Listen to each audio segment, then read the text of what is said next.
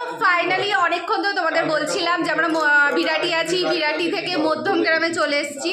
তো মধ্যমগ্রামে আসার পর তো তোমাদের বলছিলাম টোটোর কথা, ভ্যানের কথা। তো যাই হোক, যেটার জন্য 1 বছর পর যেটা মানে যেখানে এসেছি সেটা চলে এসেছি ফাইনালি। এবার সেটা তোমাদের দেখাচ্ছি। এই দেখো বসে রয়েছে, ওখানে হচ্ছে মাসি, ঠিক আছে, মাসি রয়েছে, এটা হচ্ছে সোমা।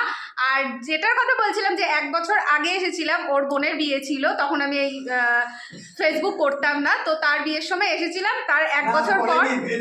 হ্যাঁ, তখন তারপরে এই আবার আসলাম আর কি, এই 1 বছর পর এই মাসির বাড়িতে। আগে ছোটবেলায় প্রচুর আসতাম, সেই জন্য তোমাদেরকে তখন বলেছিলাম ভ্যানের কথা। তখন কিন্তু ভ্যান ছিল, এখন কিন্তু ভ্যান নেই, এখন টোটো রয়েছে, সেটা তোমরা দেখলে।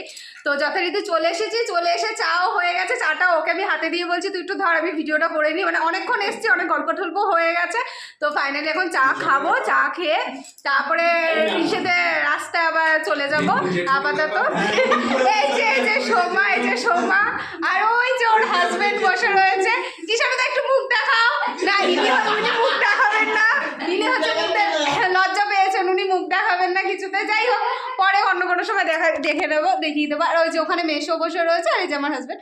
তো এই যে মেশো বসে রয়েছে, সবাই এখন গোল টেবিল বসে গল্প গুজব হচ্ছে। তো চলো পরে আবার কথা হবে, টাটা।